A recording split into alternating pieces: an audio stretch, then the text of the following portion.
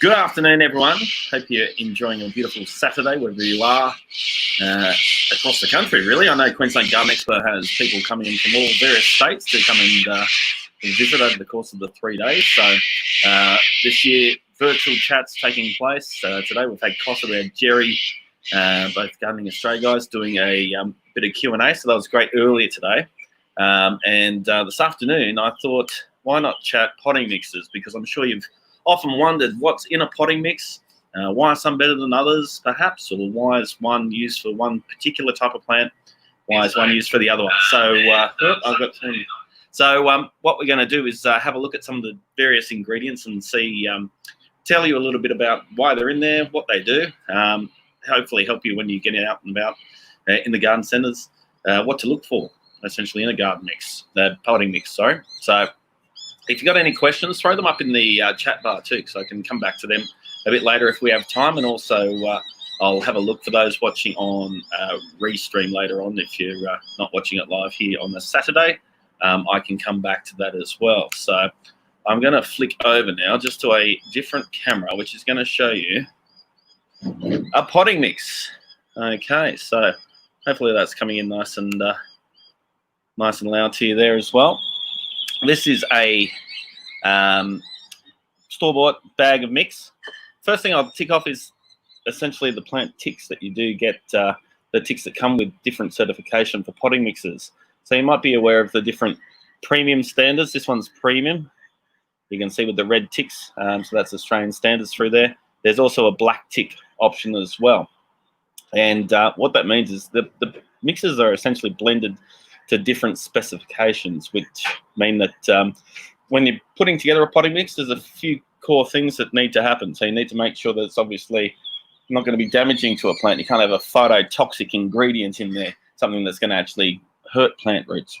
But there's some key things that you actually need for plants in containers. So one of it is obviously anchorage. So something that's too light is not going to give it much anchorage within the pot, and you'll find that your little plants fall over if there's not enough essentially ballast in that for the roots to tie into. The other main things you're looking for is something that can communicate the nutrients across to the plants, and also open air spaces, and water holding capacity is another important thing. So what you'll find is within these different mixes, a whole blend of ingredients, of which most of them are all waste stream products that come through, and from there you can go through and formulate a mix that's going to cover off all those various facets. So you'll see your mixes, red ticks mean premium. So what it actually has within it are these little guys. I'm a hand model today. So we've got the, you can see in here, little fertilizer prills, those little balls of Osmocote and products like that. Can you see it if I put it up closer? So that's your little controlled release fertilizer, that's called, and that's going to provide nutrition to your plants over the course of various months. There's different periods that they release. But you'll just see when you look at your potting mix that you've got different ingredients everywhere. So you might be able to identify some of them already just looking through there. There's some coarser pine bark, and also within here, the ones that look like Costa's trimmed his beard through it, that's coconut fibre, so we'll have a look at that, and as well as some other finer materials mixed in through there as well. It'd be very hard to see on this camera through here, but as well as some sand. I don't know if you can, if I bring it up nice and close, can you see there's some grittiness to it there as well. So no, it's messing with the autofocus.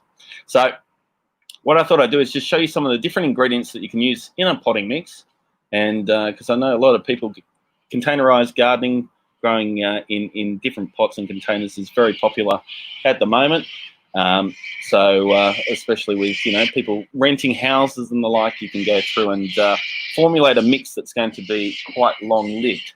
And that's the main thing we're looking at with the different potting mixes.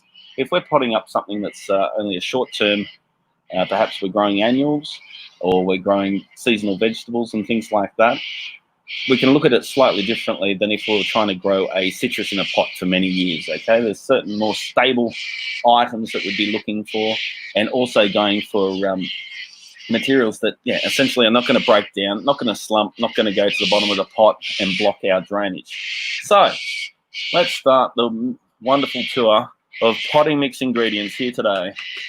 I know you've all stay up late at night just thinking about potting mix ingredients like I do. So the first one we might talk about is that one I mentioned with Costa's beard. Okay, so I'll just try and wave my autofocus in. Come to me.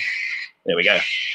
So this is coconut byproduct, okay? So this is a more coarse one that I've got through here, but you'll find this in ever more potting mixes. It used to be popular that a lot of potting mixes would actually incorporate peat. So that's a item that's mined out of essentially peat bogs through Europe, and that's actually being replaced in most horticulture now with different forms of, again, byproducts. And this is the coconut husk on the outside. So obviously from going through and harvesting our coconut, but you can see, actually that does look like it is just a hair I've just put there.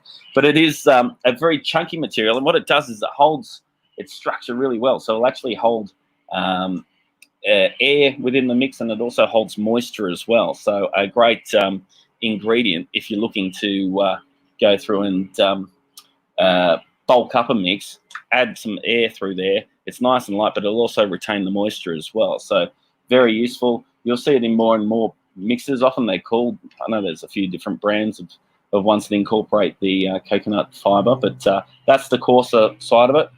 You'll also see it like this as well, and this is where you buy it in those bricks that you expand in water. And I've just expanded a little bit of coconut.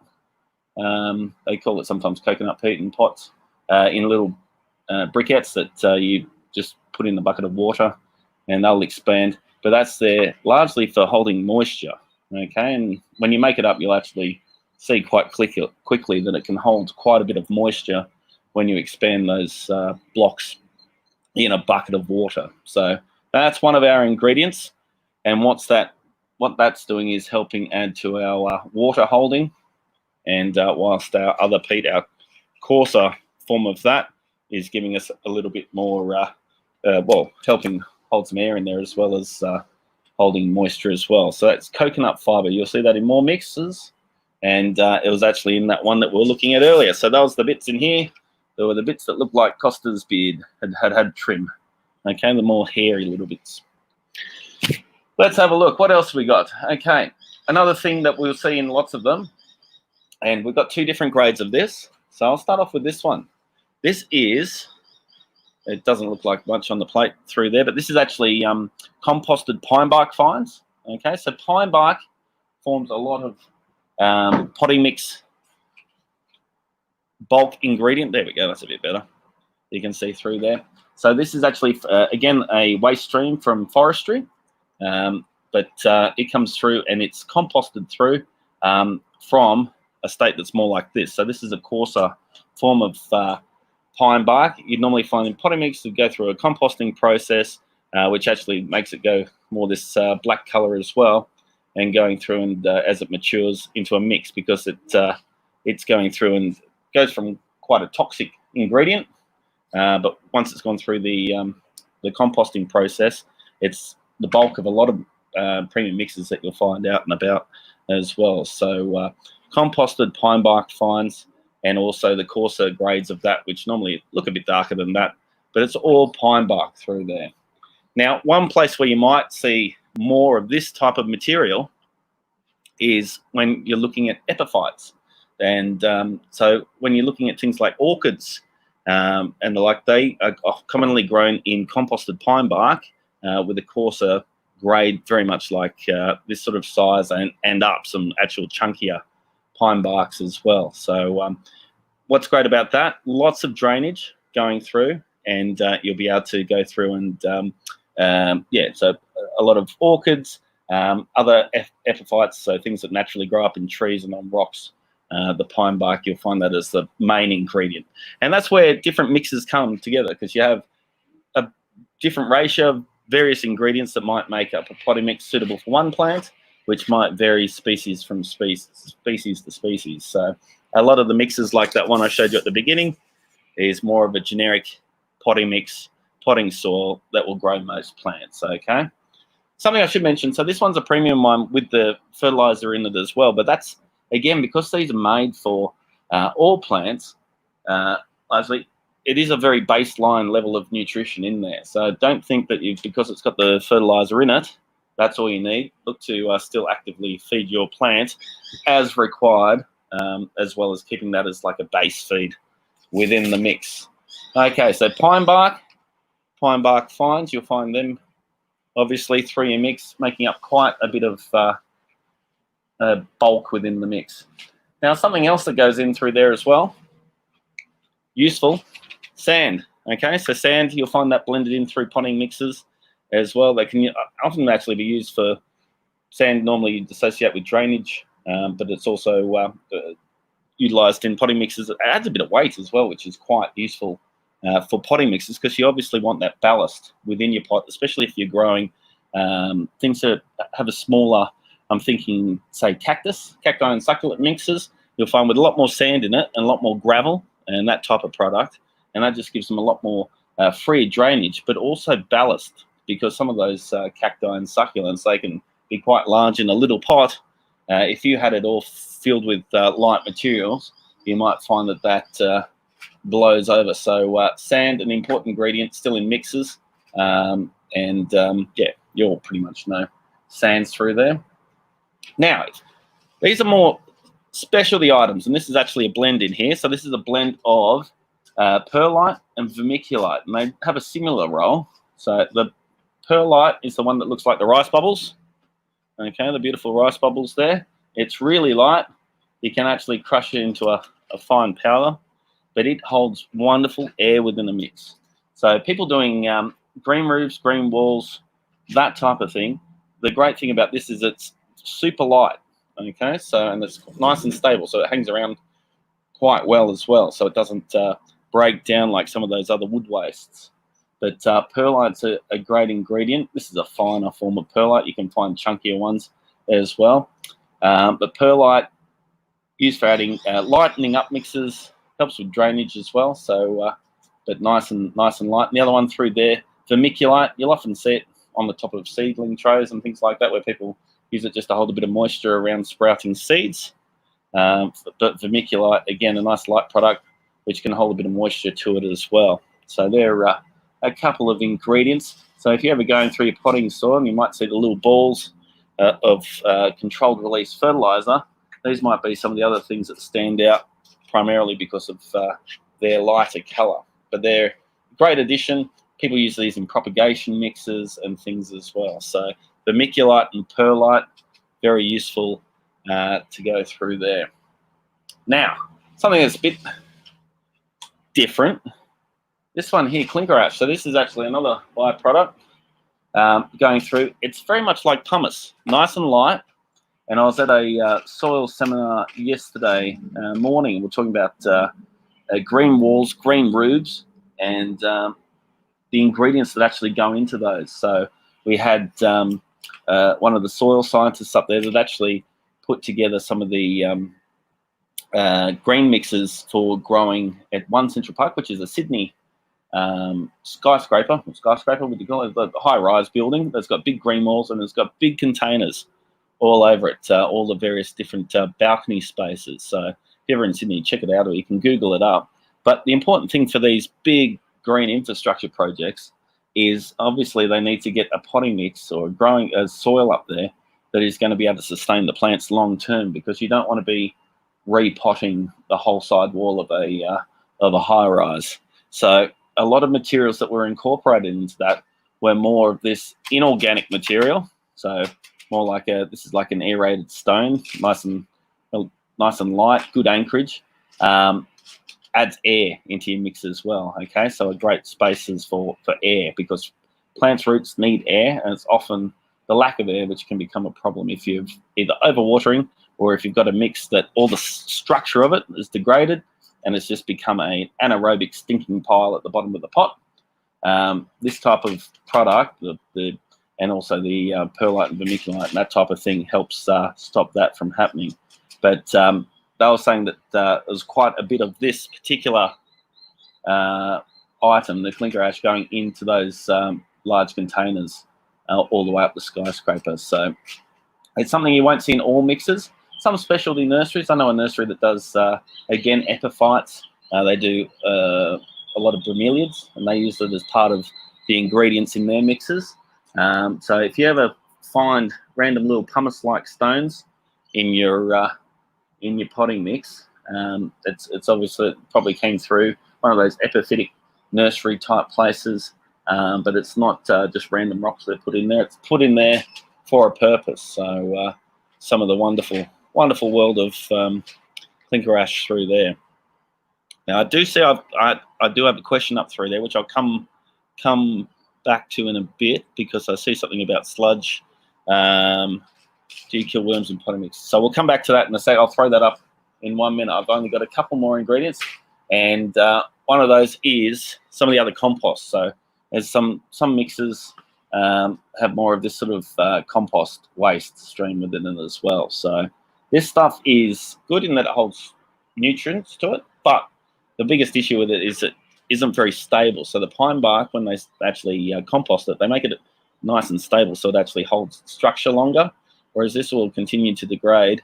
And what we're again trying to avoid is it going into a becoming a nasty sludge at the bottom of our pots and causing us bother that way. So so this is great for nutrition side of things. Helps also hold on to the nutrition as you're applying it and releasing it out to the surrounding soils.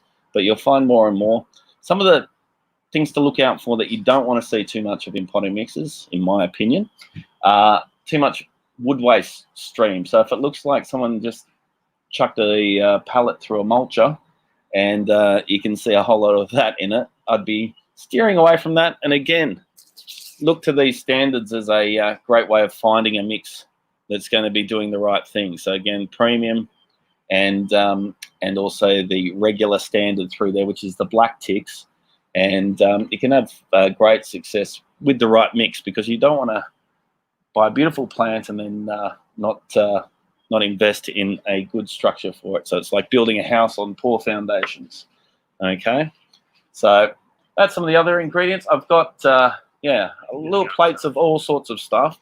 If anyone has any questions, I'll come back to this question now that's popped up. Let's go across through here. Boom. Okay. I would like to know your preferred potting mix. I don't have much success with potting mixes generally. Also, do you kill worms in potting mixes? Red compost worms manage to get into all my pots, despite the pots being off the ground. Worms climb up at night in wet weather. I've seen them. Yep, you can find them in your water bowls as well, doing things like that. People often wonder how the worms end up in there. They assume that birds drop them in there when they're having a bath, but that's a good one through there. No, I don't go through and kill them. I let them be through there. They're of not a big issue. One thing that you can have an issue with in pots, though, are curl grubs when they get there in large numbers. And often you'll find that that's also connected with if you've got a pot that has poor drainage. I normally find they sort of exacerbate both problems, because they're in there munching away at the organic matter, turning it into sludge, clamming it up, so that you normally don't find them in a drier mix. So look out for curl grubs. If you ever do find that your plant's going backwards, it doesn't hurt to, depending on the size of the plant, pull it out, have a look at the root ball, have a little bit of a fossick in there. In terms of general potting mixes, I do have preferences. So it's funny, people do sort of stick with a type of, they might find a brand that they like, and it's not only, necessarily what's the best potting mix, it's what you're sort of used to, because different potting mixes will hold different amounts of moisture. So sometimes, depending on how you water, one mix might be better, suit you better than another person. I do always, obviously, though, look for typically the premium ticks from there, because I know then it's met all of those various items that need to be reached. So again, keeping enough moisture retention, air porosity throughout the mix as well. And then I look at them. So I can normally tell, as I said, if you find something that's got too much of that woody waste within it, I'd normally bypass that and look for ones that are more based around this stabilized composted pine bark, which, let me just, I'll flick that up again. So ones that are more based around the pine bark, okay? So you can normally identify, it's normally a nice dark color, as is the larger composted form that you'd find in your potting mix that you might be using the other way through there. So hopefully that helps. But try a few different potting mixes. Go to your local garden centre, because they deal with all various types of potting mixes, various different plants. They can guide you in the right way as well. So now a lot of people are always interested in tinkering with their potting mixes, which is good. It's good to play around, a bit of experimenting. One word of caution might be, though, if you're incorporating a lot of compost into your potting mixes and you're doing it for a longer term type planting. So let's again go back to having a citrus tree where we're going through there, and we want our potting mix to last, many years, because obviously we love our citrus tree in the backyard. By adding too much of a material that degrades into a finer material, you actually can end up holding excess moisture. But the main thing is actually just not providing enough airspace in there as well. So remember that the different mixture of a bit of this, let's pretend we're making a green wall mix, and with a bit of perlite and whatnot. Now this is not a recipe, don't replicate this one at home. Bit of sand, because this is essentially what a potting mix is. It's a balance of all these various ingredients to give us those air spaces and moisture retention. Okay, this is one dodgy looking mix. I'd be steering clear of this one, but it's nice and light. I can tell you that, with all those ingredients. Okay, so what I've done there is more or less what they do at the manufacturers of the various mixes. So they're taking set items, and if I was trying to make a premium one, I'd have some controlled release fertilizer in there as well, a bit of Osmocote or something like that. And this is all blended through together. So when you go through and tinker with it, though, you can find that you can push things, skew them the wrong way. So just air of caution around doing that. Of course, if you're doing something like trying to lighten up a mix for, say, growing blueberries in pots, which they advocate putting generally a bit more of a chunky material, a composted pine bark and things like that in there. Obviously, you can go through and do that, but just be aware that you are changing some of the properties of the mix there as well. Okay, another question come in, and it's Leanne Harvey. What's the best way to get rid of curl grubs? Okay, my preferred way of treating curl grubs, because they, again, mainly a problem in large numbers, is actually using a product. I use one called Eco Neem. It's quite good at getting rid of curl grubs within your potting soils. You apply it with a watering can. They don't die straight away. It actually just stops them being hungry and they wither away. So that's one that you can use there. That's also an organic treatment. There's various products out there, but yeah, as you're treating the whole soil, normally just try and, it's quite a bit of material that you're pouring out there into your pot. So I normally try and go with the more organic one if you can. There's some other organic based ones as well. So they'll take care of your curl grubs. And if you do have curl grubs, again, I encourage you to pull your pot plant out of the pot and have a good fossick around. See if it's building up a bit of a sludge, if it's not draining properly. Okay, at the bottom of your pot, you don't want to have issues of that as well. A good tip, if you are growing in pots, be it terracotta pots or anything else, is get them up off the ground as well. You'll find that the freer drainage at the bottom there will also stop that potting mix rot down the bottom of your containers. So there you go. So hopefully that helps you through there, Leanne. We've got Marion here. What have I done? There we go. Would it be better to add a bit of mulch to the surface of big pots away from the trunks of the plants? So yes, you could be doing that. Sometimes you'll actually find potting or in production nurseries as well for large containers. There's also like discs that they put across the top of the larger pots for a couple of reasons. It saves on moisture evaporation through there, but you'll also find that it stops the weeds germinating. So you could be going through and using anything from a composting item, an item like a pine bark like this, mulching across through there. You could be also even using like an inorganic mulch across the top of your pots. Could be large stones and things like that as well. So that's another option for you too. You mentioned away from the trunks of plants, yeah, and a lot of this does stay. It wouldn't hold too much water hard up against the trunk anyway, so you wouldn't have a huge amount of it. But definitely, you normally want to find when you're doing anything in pots, and it's the way it works in soils as well, is that you want it to sort of go from coarse to fine. So you don't want to put a layer of really fine stuff on top of your soils, because otherwise you can get in soils it's normally called a perch water table, so that it actually won't drain properly. It'll sit up in that fine mix. So you'll go through and again change the properties if you're putting some really silty stuff across the top. So a nice coarse mulch. You could even, this one I got here with the coconut fibre, that is actually a mulch. Can you just grab me the other bag through there? So I went hunting around, and you might notice this actually has a fertilizer blended with it. Okay, so this is a product which I just grabbed called Feed and Mulch. But let me see if I can throw this in under here for your viewing pleasure. So it's the same type of thing, where it goes through. Oh, I'm standing on the thing. But it's actually got a little blue fertilizer prill mixed in with it as well. So that's something that, if you're going through and mulching, you can actually use that as a mulch. That's the way that that's actually sold. But an interesting item there for, again, holding more moisture. So thanks for that question through there, Marion. Okay.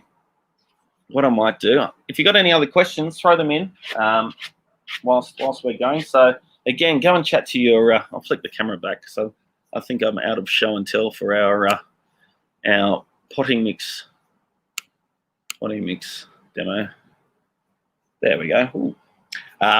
So hopefully that's been helpful. I'll keep an eye out for if you've got any other potting mix questions in terms of ingredients. Again, remember, you can go through and tinker, but make sure that you're aware of what you're tinkering with. If you like adding compost to your potting mixes because you like that extra nutrient, or it could be worm castings, just bear in mind that you're actually adding to how much moisture it holds, and could be limiting the amount of air that you can have in your mix if you're doing it in large numbers. So it's all a fine balance of those various ingredients. But hopefully you'll get out there. It's a lovely day for going out. Grab your bag of potting mix, split it open, have a little dig, see if you can find some of those various ingredients. And again, check your local garden centre and look for those premium and at least the other standard ticks as well. So thanks for joining us. I'll keep an eye on this thread throughout the rest of the day. If anyone's got any questions, I'll jump back in and answer them as they come. But you can check through the other videos that we had as well today. So we had Costa on this morning with a tour of a community garden in Newtown in Sydney. So he came through and did that. And we also had a Q&A with Jerry Colby-Williams. So you can find both of those videos as well as the videos from yesterday. If you go on the Facebook page, you can simply click on the video link and find all of those ready to watch again. And we'll try and keep an eye out if anyone's got any further questions. But I hope you're enjoying a lovely Saturday. And we'll be back again tomorrow with some more Q&As, various tours and things throughout the course of the day. Enjoy yourselves.